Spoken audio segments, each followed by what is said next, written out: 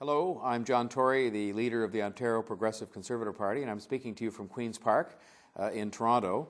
And welcome, and thank you for being here with us. We are trying to really have a good discussion online with respect to Bill 126, and I think if you're here, you know what Bill 126 is.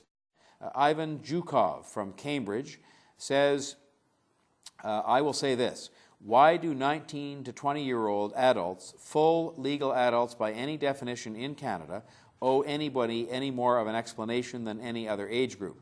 And he goes on to say, I'm referring to Mr. McGuinty's comments to the media where he asked what assurances young people are willing to provide about how they'll change their driving habits. Is it too much for responsible adults to be expected to be treated as such? So he's making the point, of course, that somebody who's 19 by every other part of our law is treated as an adult, whether it's voting, drinking, and a variety of other things. You can join up to the armed forces, and I think at even 18 you can do that to go to fight for your country. Devin Prosser from Lindsay writes and says, this talk about this new law seems to be all about city kids. They have transit if they need it. What about kids in the country? We live miles from each other, and we have very low traffic on our boring little roads. We have no other travel options. Lots of us drive several different kinds of vehicles, not just cars, but trucks, big ones, farm equipment, and so on, and are way better at operating it than just about any city kids. My friends and I suggest rural kids not be ignored. I will say to you, Devin, that we totally agree that the lack of consideration, lack of respect, lack of thinking about rural Ontario is one of the really biggest flaws in this bill that Mr. McGuinty should plead guilty to, because they haven't thought about the reality of living in rural Ontario.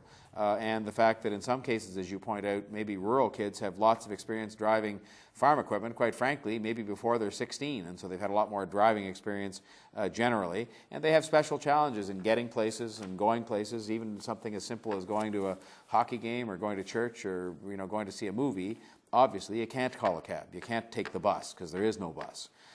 Alan Kempton from Whitby writes to us to say that I respectfully implore you to consider a license suspension on speeding in excess of 15 to 20 kilometers an hour over the limit, and a ticket with a warning on anything below that on a first offense.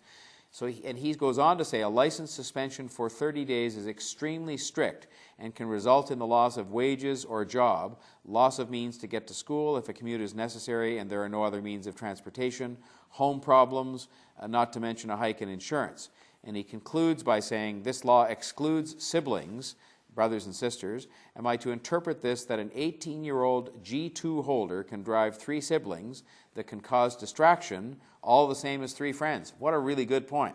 I mean, if it's going to cause distractions to have your 3 friends in the car, why are your brothers and sisters, who frankly may be more distracting and more of a pain in the butt, going to be treated any differently? And then Mark Allen Whittle has written to us from Hamilton, has emailed us to say limiting the amount of passengers a young driver can have in his or her car smells of Big Brother. Seems pretty foolhardy to try and legislate common sense. Better to educate than punish. Our police have enough work to do without adding this initiative. So Mark Allen Whittle is suggesting education is going to be the key. And I must say, in responding to some of these things, I tend to think stiffer penalties generally do tend to get people's attention, not dreaming up new things to have penalties for, but saying when you do break the law, you're going to be penalized. And I also think Mr. Whittle has an interesting comment here, which is education.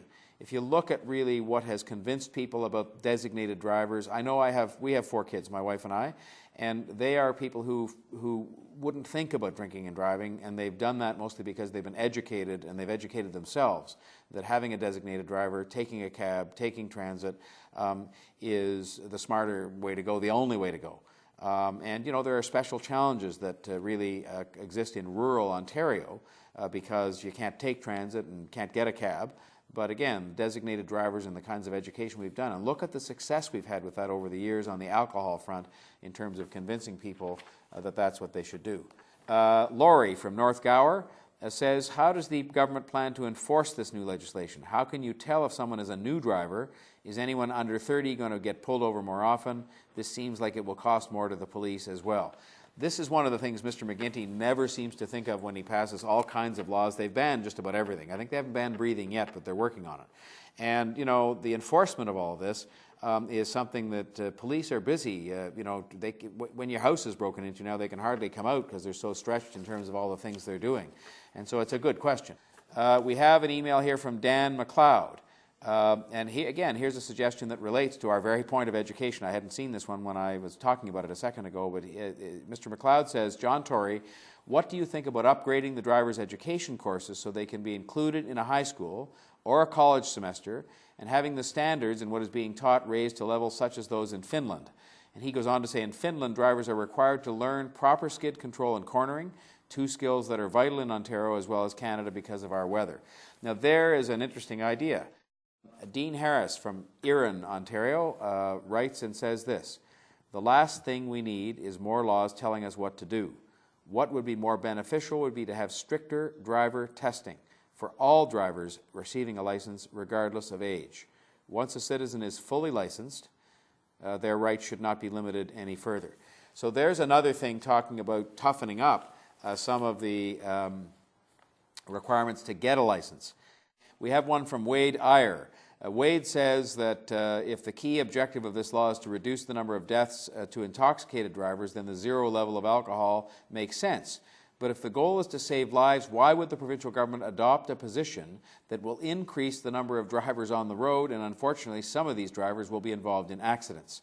And he talks about how much we've invested in convincing people of the wisdom of the designated driver, only now to limit the effectiveness of that program by talking about restrictions on passengers in the car and through the zero alcohol provision. So lots of good ideas tonight, and I thank you for that. We thank you. Again, I'm John Tory, the leader of the Ontario PCs. We have indicated if this bill is left as is and they don't make any changes, we can't support it.